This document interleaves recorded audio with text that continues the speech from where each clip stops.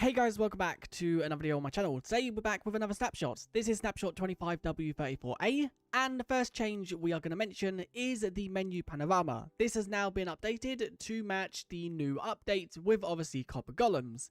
Now it seems to just focus on a village with then copper golems around the village as well as copper golem statues. And once again, this is just the menu that shows when you launch the game. It doesn't really do anything, it's just the background menu, and this changes with every update that Minecraft releases. So now let's cover what is new within this snapshot. It's a very small one compared to what we have had in the past. So the first change is with the shelf blocks, and this is the fact they have now removed the block state to do with the items being on the bottom. This is now done through the data command in the block entity. So if I quickly just grab the block entity data for this one, you can see the aligns items to bottom is currently set to 0.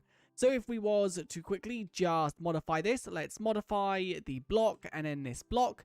And then let's do the align items to bottom. And then we want to set this value to 1. So that means it's true. If I put them in, that didn't seem to work. Did I misspell something in this? So the align items to bottom, as you can see, is now set to 1, which 1 normally means it is true.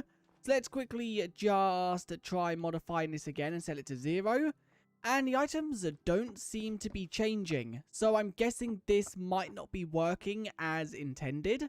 Let me quickly just try setting this to true. Is that going to fix it? It doesn't seem like it has. So I don't know if I'm doing something wrong or if this just isn't implemented correctly into the game. But this will be the way to do it now. It will no longer be done through a block state. Now the next change. Minecraft made a change to entities within a few snapshots ago. And this change was to entity rendering. So if you was to have a load of entities in one place, for example like animal farms, they made it so the game would perform a lot better. Well, these changes have now been made to block entities, so things like chests, and it has also been made to the items that are on the ground. And they do want to know if you find any bugs related to rendering of block entities or entities, then they do want you to report them. Now in the patch notes, they don't talk much about the changes that they have made. It just says the changes they made to the entities has been moved to block entities and items. Now the next change that is also mentioned is copper golems will now be completely invisible when splashed with invisibility.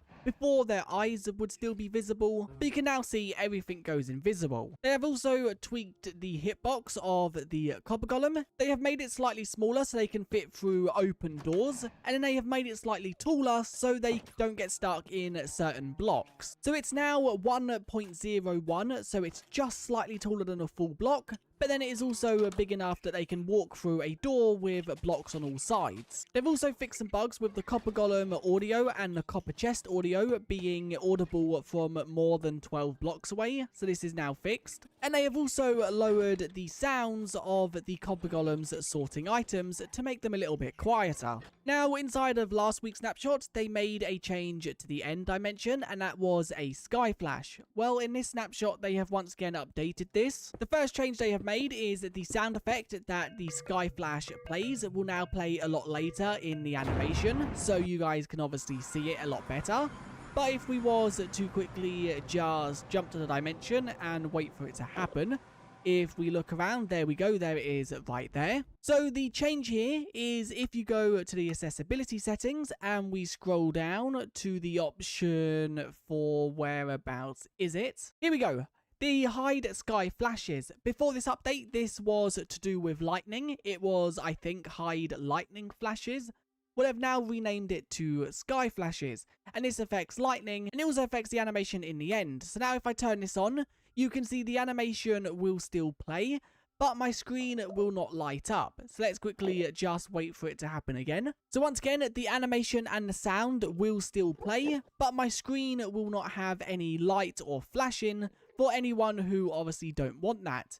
And if we quickly just look around, we should eventually see it. You can see it's happening over there. and my screen is staying normal. It don't have the purple glow, or it don't have any of the animations that your screen has if the accessibility was set to true. So there was quite a lot of bugs that have been fixed in this update. First off, enchantment books have the wrong rarity. You can now see they have the blue name, and it seems like every single one has the blue name, no matter the rarity of the actual enchantment, because for example, things like Windburst are way rarer than Sharpness and Smite, but it seems like they all have the same rarity. There is quite a lot of issues with the Copper Golem statues that have been fixed. The first one is the top of them was cut off in the inventory. You can now see that is fixed. And also when they were thrown on the ground, the item would render way too big. You can now see that is also fixed. Now, one that a lot of people are going to like is some of the poses for the Copper Golem wasn't centered. So now if we quickly just see, I think it was this one right here. You can now see it is centered. This one is still off-centered, but that's because obviously it's angled. But this one where it's doing the star is now centered on the block, which I think a lot of people are going to like. Now, there was also a bug that has been fixed where if a Copper Golem was to open a trap chest, it would be very inconsistent if it was to activate the trap chest. This has now been updated, so it should always activate it every time it opens it. And there was also a bug where if you was to open a copper chest while a Copper Golem was inside a said chest, the chest would render like this forever until you relog the world. And if you was to open it, the chest would then close. So basically, the animation of the chest opening would be inverted. Well, this is now fixed. There was also a bug where if you was to put a banner on a Copper Golem's head, so let's quickly just do this with a command, it would wear the banner the wrong way around. You can now see it wears it the correct way. And there was also some bugs where if they was to have no AI, they would sometimes be able to do some animations. And also there was some bugs where if they was silent, they would also be able to produce some sounds. Well, these are now also fixed. Now jumping to the patch notes, because there are a lot more bugs that I haven't mentioned. I've only really mentioned the ones related to the Copper Golem because there are a lot within this. And also fixing some other bugs. But once again, we have got a very old bug right here that has been fixed. And this is in the world selection screen. World names, versions or timestamps can overflow the list to the right. That is now fixed. And then there are also some technical changes in this update as well. The technical changes right here to do with the player profiles in data components. So you can see they have modified it once again, and they have made quite a lot of changes to it, which I'm not going to mention. Once again, you can pause the video if you do want to read it. They have also made some changes to block entity data, and once again, this is to do with the skull. And then they've also made a change to the sprites that can be drawn on things like signs, and the bold and italics are now ignored. And then the final thing I think I better mention is that they have added a new feature for servers, and this is now a code of conduct. So when you connect to a server, the code of contact screen can now be shown.